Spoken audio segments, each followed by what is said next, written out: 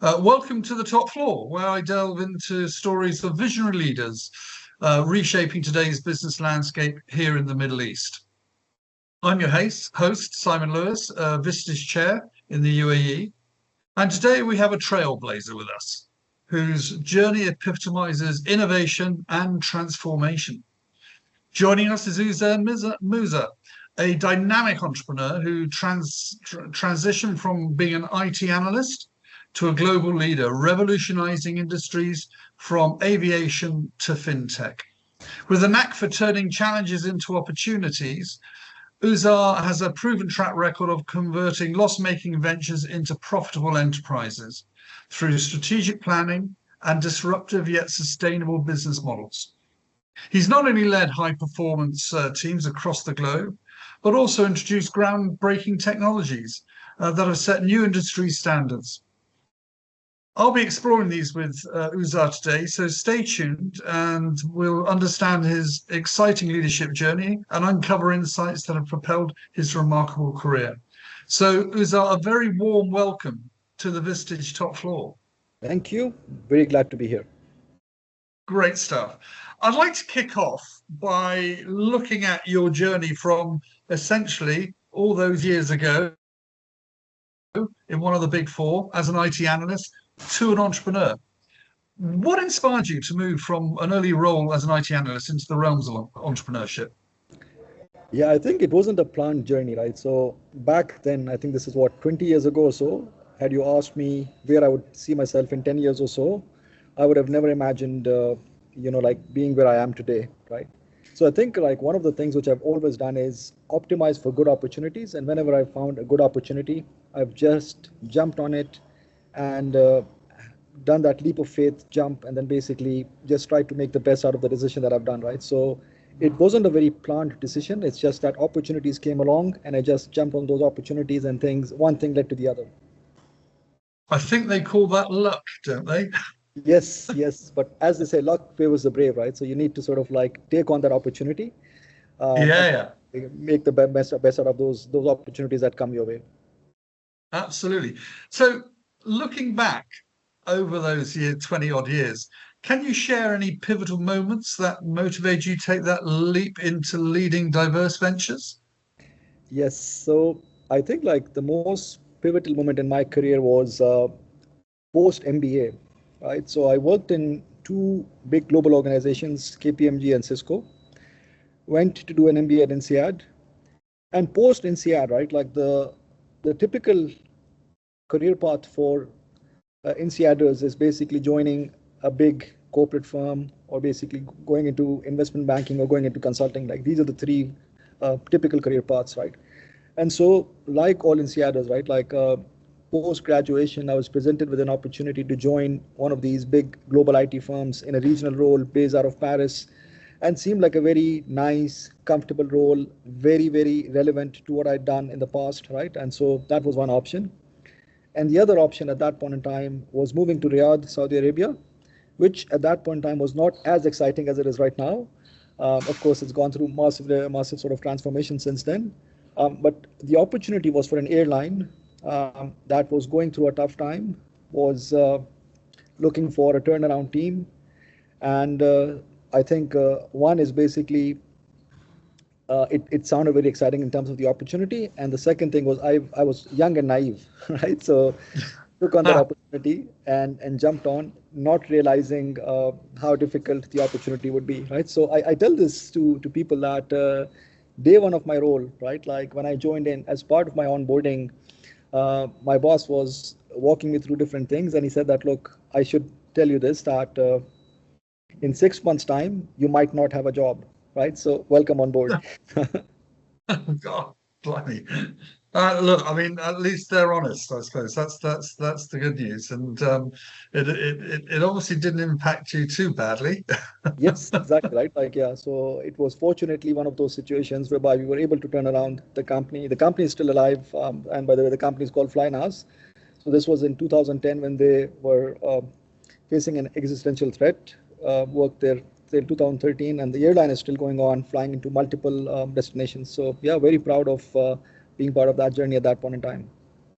Yeah, and look, a lot of the airlines at that time were recovering from the SARS issue across, the eastern routes, and getting back into the swing of things. So yes, a very challenging time. And looking at yourself, and I love the honesty that's coming out. How has your leadership style evolved as you sort of transitioned across these industries, from IT to aviation and now fintech and that sort of thing? Yeah, I think it's more of a role of experience rather than sort of changing industry. So I think definitely my leadership style has evolved a lot across the years. It's been more to do with gaining that experience and sort of evolving my leadership style. I don't think being in different industries has really changed because leadership principles are more or less the same, right? Like whichever industry you want to apply to. I think one of the biggest lessons that I learned in terms of leadership is that having those uncomfortable conversations, right? Like, so it's like when you join an organization, right? Most of the times, people who are working there know what needs to be done, right? But it's that uncomfortable decisions, right, which no one wants to take, right, or no one wants to discuss, right? And so I think this is one of the things that I've really embraced, that have those uncomfortable conversations, have those uncomfortable tasks that you have to do, right, like to ensure that you get to the right outcomes and get people aligned in terms of like making those things happen. So I think that's basically one of the biggest roles of leadership. Like the problems that everyone wants to solve are already being solved in the organization. You don't need leaders for that.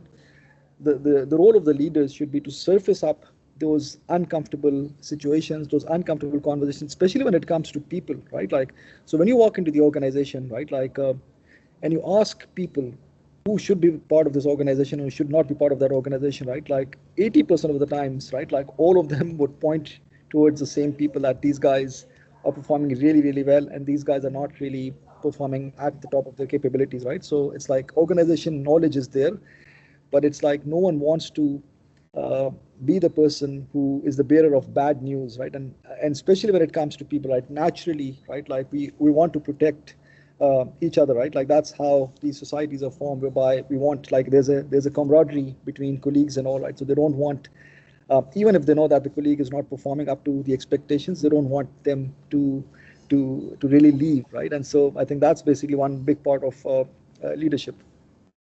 Okay, that's interesting. And look, you mentioned, leadership principles don't really change depending on the environment. So, what are your core leadership principles that you've maintained throughout your career? So I think one thing is basically getting the team aligned on a common vision and mission, right? Like that's really important. Like your team needs to rally around it, right? The why of things, right? Like why are we doing this? So having that vision, communication of that vision, rallying the team on that vision, and then monitoring the progress on that vision, right? Like so that people can sort of see that this is what they're moving towards. And it's really important to not only share the big picture, but also to translate into weekly goals, into monthly goals, so that people can see progress. Like when people see progress, right? One other thing I would sort of say is that while you're creating this, right, like create sort of some competition, healthy competition between different teams, right? And that I think really helps. So from the biggest principle is that how do you share that vision? Second thing is that transparency, right? Like so communication and transparency, right? Like let people know as transparently as possible in terms of like where you're heading and where you're not heading as well, so that there are no surprises, right? I think a lot of times leaders feel that it's their responsibility to hide information because their team would not be able to bear bad news, right? Like, well, that's not true, right? Like everyone who's working in the company is an adult, right? And so they already know what's happening, right? Like when you don't share the truth with them, they already know that you're not telling the truth, right? You're sort of like protecting them from bad news. So no one likes surprises, right? Like the best thing is to share transparently, like, look, these are the things which are working, but these are the things which are not working. And if you don't fix it, then these are the kind of consequences which might happen as a result of that. And if people are aware of that, then I think that really rallies them behind you as a leader and gains your trust. And then the third thing is, I think this is really important as well, is that how you treat people. And I think it's very easy to treat people well when the situation is really good for the organization, right? I think it's really hard when things are not going well, and that's when you need to back people in terms of support, in terms of like having conversations, and sort of yeah. I think that's the third part of it, right? Like how do you treat your people and ensure, like, I think one of the things which I really like is radical candor, right? Which is you talk to people and share the truth as if you really, so as empathetically as possible and with true care, right? So that when you're delivering this message, people are getting the truth, but they know that it's coming from a place of empathy rather than harm. The bottom line, Yes, yes. which I think is all too often the case. So that's really interesting. So let me just recap. You talk about providing a clear vision and mission for people to, understand the context of their role in achieving that. You've talked about transparency. You've talked about empathetic communication. Yeah. And I think, when you look at the times that you've turned a loss-making business around, what strategic approach have you used in initiating that turnaround with those leadership principles? So the first thing I always do when I join an organization is meet all of the department heads, right? Like spend time with them because these people know what's happening in the organization. So spend like detailed time with each different department, understand what's happening within that organization, and trying to figure out like what should be the key matrix. Like how do we come to a shared success vision for this department, right? So build that sort of like storyboard for yourself in terms of like how are these different departments, and when you're talking to one department, right, trying to link what you heard from one department to the next department, and that's sort of like when you add all of those pieces together, right, that's basically when you get the complete story in terms of like what's happening within the organization. And as I said, right, like most of the times, it's the people within the organization who know exactly what needs to be done, right? They've not been empowered, or they've not been given the trust, or they've not been given the support in terms of taking those actions, right? So once you have that, this is when you take all of this and sort of like prioritize in terms of priorities for the organization. What are the top three things that we can do, right? I like these three things, right? Rather than sort of like giving out, okay, these are the 20 things we like to do. Have like three themes that these are the three things that we're going to do in terms of getting these three things done. This is how it would get across all of the different departments. This is how we're going to rally each one. This is how we're going to measure progress week by week, and then basically share that, right? Like, and so that sort of like allows you to get everyone aligned. And sometimes I think it's really fun to have sort of like a fun activity which happens when people don't perform, right? Like, so I think like in one organization, what I did was that, okay, these are our targets, and whoever does not meet these targets on a weekly basis, right? Like at the end of the month, right? Like the person who's the worst performer would need to do a chicken dance in front of everyone, right? And so that's sort of like, and then basically on the counter side, if all of the team members achieve their targets, then basically the deal with the team was that then I would do a chicken dance in front of everyone, right? And so that is like sort of a fun activity which rallies up people, like people have a laugh about it as well. There's some fun, there's some competitiveness, and then basically you get to your outcomes as well. How many chicken dances did you do? Just one, and it's on video, right? So we're not very proud of it, but yes. Well, good for you for sticking to your word. And look, in those moments when you're turning around a company, I'd love to understand how you identify priori and prioritize areas of cost reduction, or optimization, perhaps is a better word, and revenue generation, particularly in the struggling companies. How do you go about it? Yeah, that's a very interesting one, right? Like I think so. The way you do it, like the way I would do it, is that um, go and talk to the different team members, and then basically start identifying the lowest hanging fruits, right? Like okay, so for example, like okay, we have this department. Is it really contributing to us at this stage? No, it's not, right? Like okay, can we leverage the people from this department into some other department? Yes, we can, or not we can, or no, we cannot, right? And so based on this, right, like you start taking those decisions that, okay, this is the lowest hanging fruit. What would be the impact of taking this decision? And what's basically the difficulty level of this decision, right? And if you have this sort of matrix, that impact versus difficulty, and sort of like figure out that, okay, things which have a high impact, but lowest in terms of like difficulty levels, and those are the first ones that you prioritize, right? And you start sort of taking those decisions along the way, right? Like, but I think like one of the things which I try to do, which is really important, is that rather than going for a top-down view, right, trying to build that bottom-up view as well, right? So asking people, what would be your opinion, right? Like, how would you go about it, right? Like, really incorporating that feedback. And when people see that their ideas have been heard, right, and some of those ideas have actually been implemented, that really rallies them up, right? So the most important thing for people to feel is that, okay, they've been heard. And the second thing is for them to sort of see their ideas come to life and being implemented. So I think it's really important to sort of like do a mix of, like, I don't think you can do complete top down and complete bottom up. It should be a mix of a bit of mix of both. But yeah, having that support from the team really helps in terms of taking this decisions. One thing I would say is that, like, the most important thing I would say, especially in turnaround situations, is creating that urgency in the team of taking action today rather than tomorrow, right? A lot of the times, like, I've been in organizations which are loss making, which are losing money, but then people are operating at a pace which does not match the urgency. And so you really need to instill that drive and urgency and fire amongst people so that quick actions are taken, because every day that you're losing money is not good for the company, right? And that could basically be the difference between life and death. I mean, that's a lovely segue into my next question around high performing teams. And you've mentioned, using fun games where you get involved and everybody's on an equal footing in that sense. So what strategies do you employ to build and sustain high performance teams across different cultures and industries? This is a really good one, right? So I'll divide this question into two parts. One is basically when you walk into an organization, you inherit a team, right? And the other thing is that you're building a team from scratch. And what I've realized over my experience is that it's easier to build a team from scratch rather than inheriting a team. Because when you inherit a team, there are certain culture or cultural attributes which the team is already sort of exhibiting, right? There's legacy. There's legacy, right? And the hardest thing to do is making people unlearn, right? Uh, when you're teaching something from scratch, it's much easier when you're building that culture. When you're already inheriting that legacy, then it's much harder because there's a lot of institutional knowledge, and then you want people to change the way they have been behaving for like past 3-4 years, and that's very hard, right? Like it takes a lot of effort, it takes a lot of energy. And so yeah, inheriting that team, I think, is the harder part. Building a team from scratch is the easier part, right?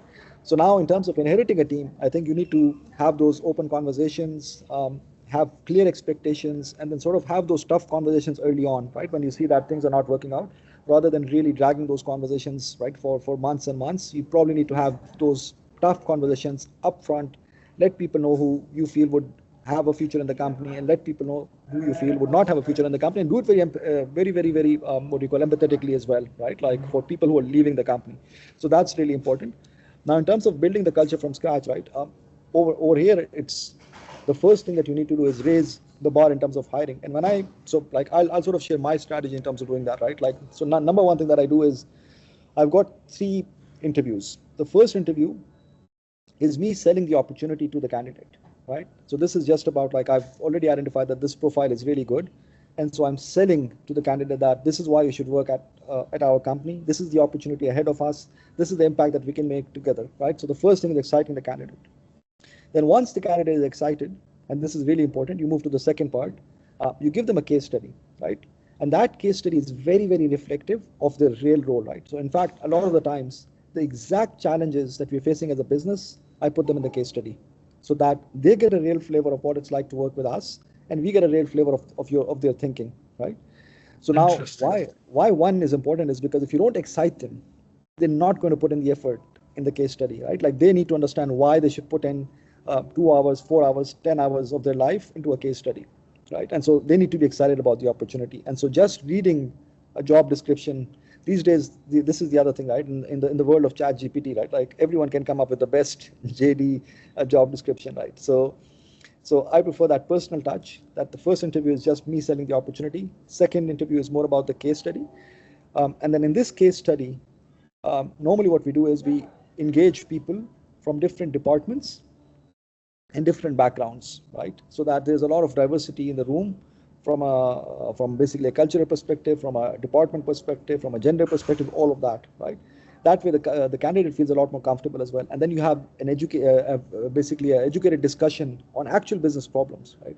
And so you can sort of sense from that, like that, how this person is interacting with the different team members, of how he would interact with us, right? And so that case study is anywhere between 1 hour to 2 hours. That gives you a real feel of how this person would operate in a business context for us, right? And then basically the third and final part is a cultural fit interview, right? Which is whereby we just do the normal HR questions and all. So and basically like one of the things that we do after the interview process is two questions we ask all of the people who've been part of the interview. And this needs to be done very, very close to the interview, right? So if you've done the interview today, ideally, either do it the same day or maximum the next day. And the two questions are, the first one is, of course, and this is the one that we start with, right? Why should we not hire this candidate? And that sort of puts off people that, okay, what? Like, I thought we were supposed to hire him. Like, no, tell us, why do you think we should not hire this person? And then the next question is, why should we hire the person, right? So that way people are sort of like thinking in opposite directions.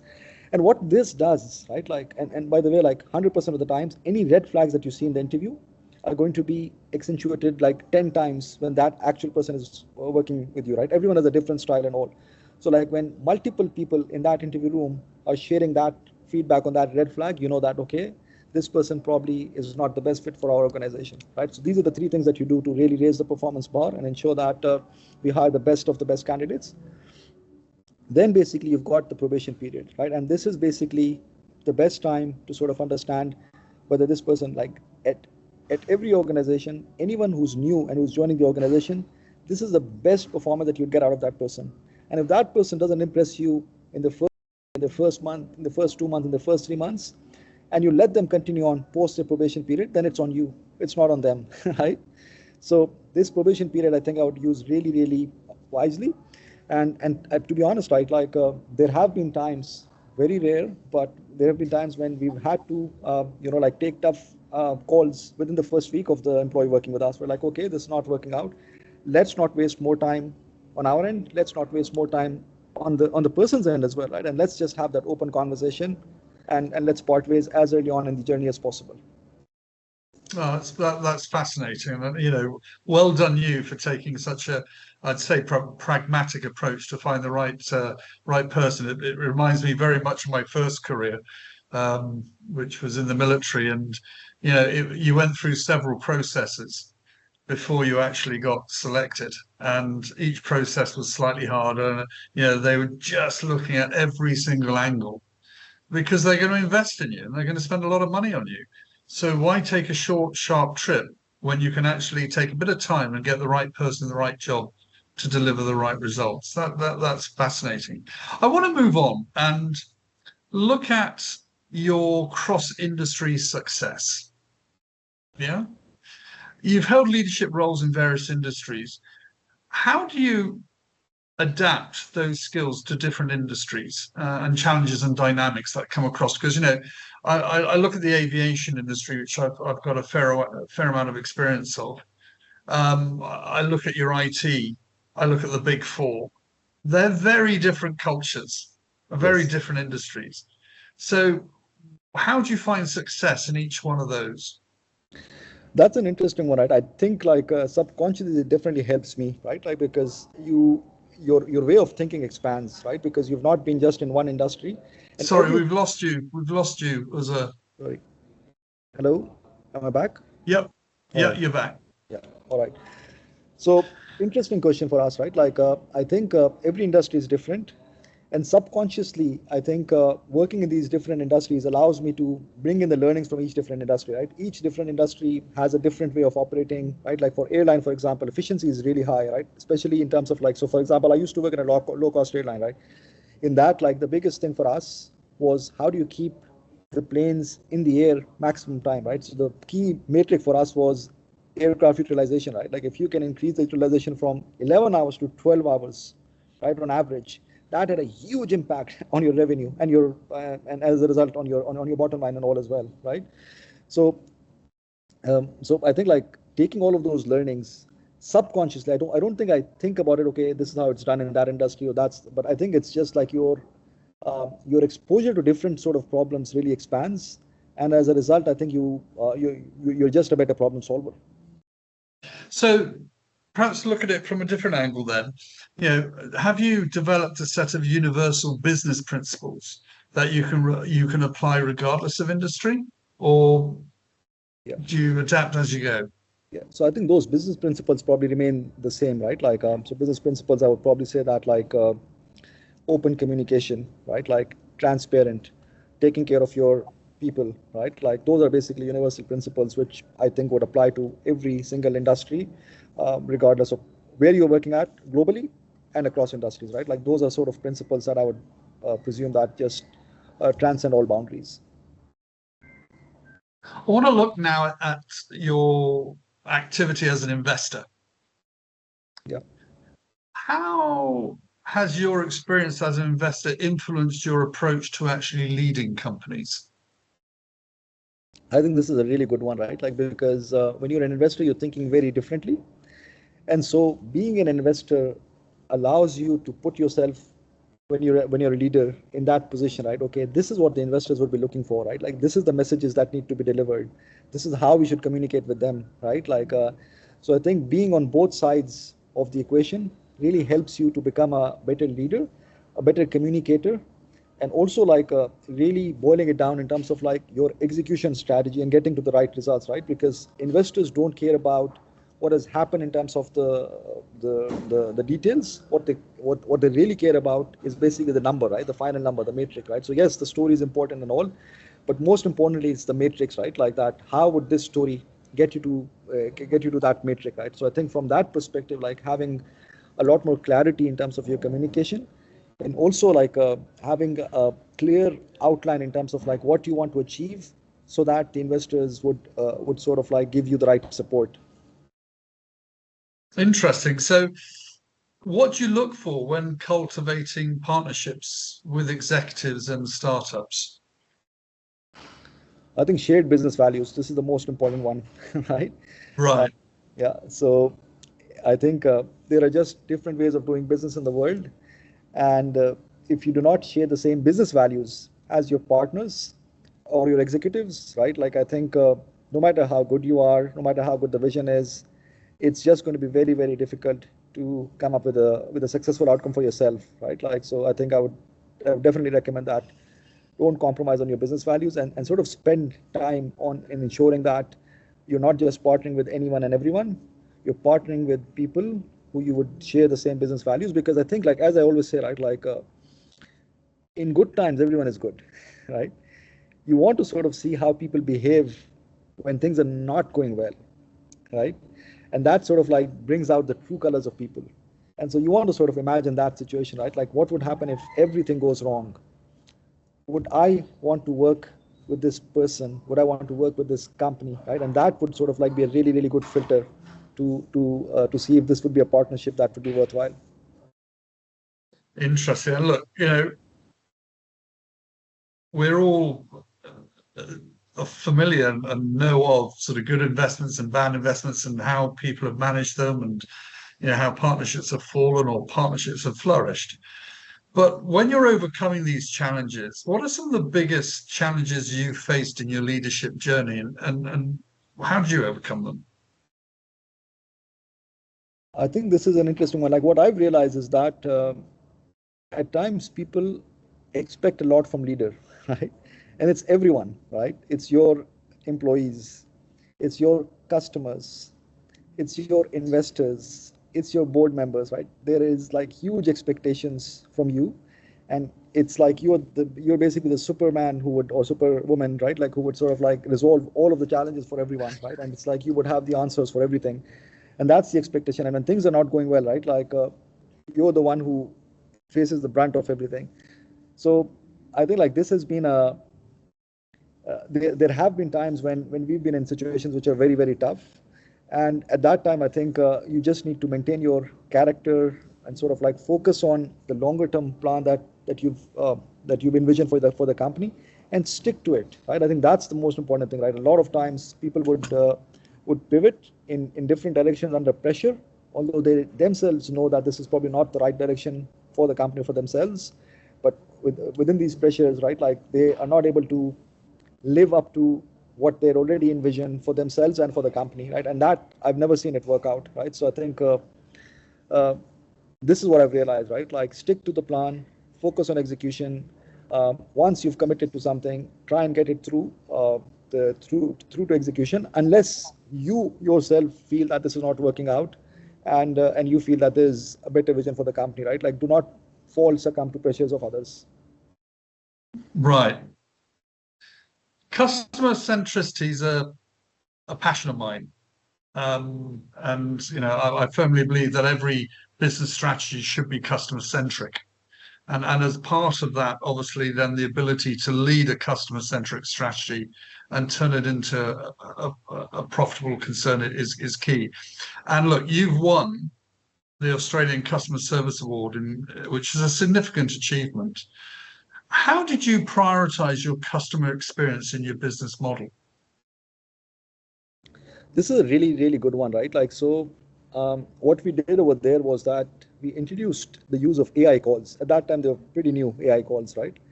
And we decided to deliver on customer experience at a scale with these AI calls, right?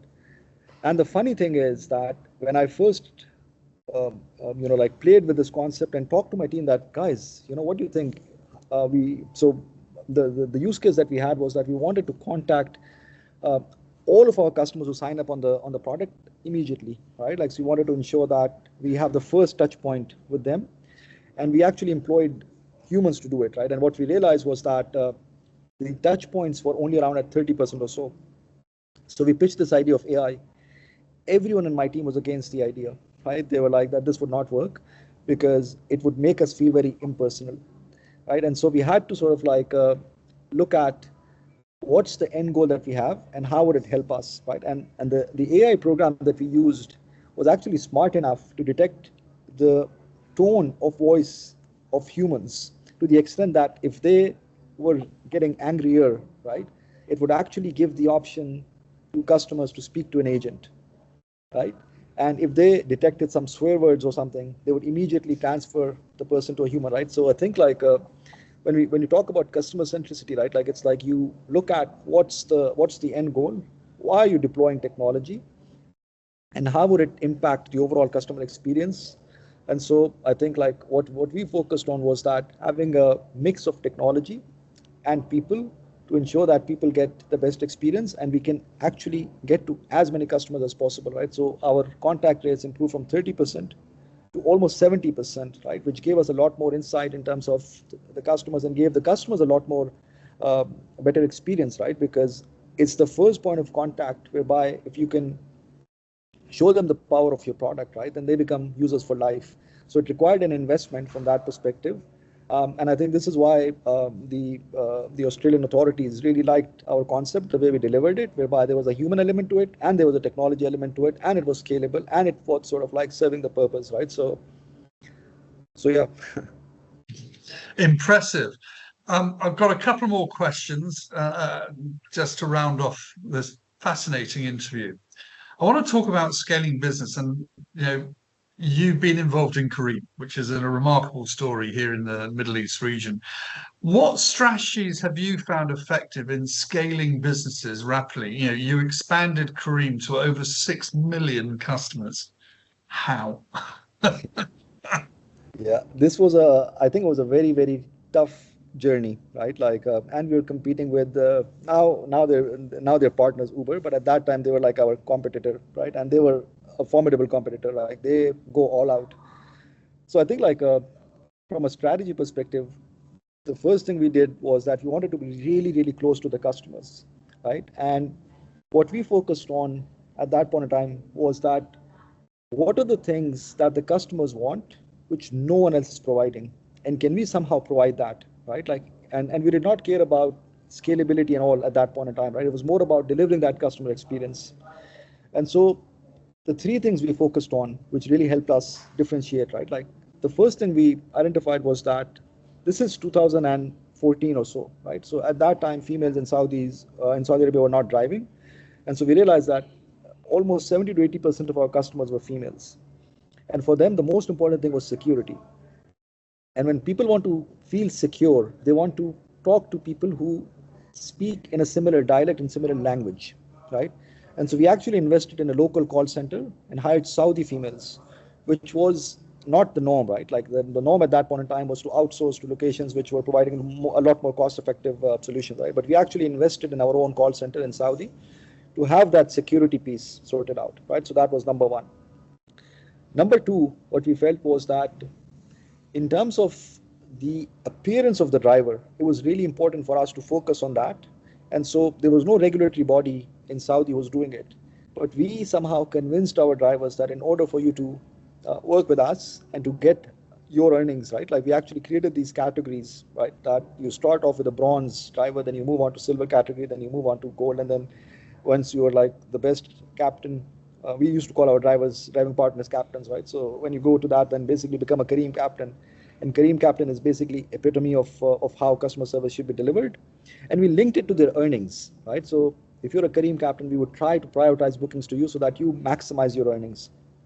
And so as a result of that, we really focused on the appearance of the captains, right? So they had to wear like white shirts, black pants, tucked in, open doors for customers, and provide water. And we're not providing any additional payments for this, but the payments would be that this would allow you to move up the ladder in terms of your tiers.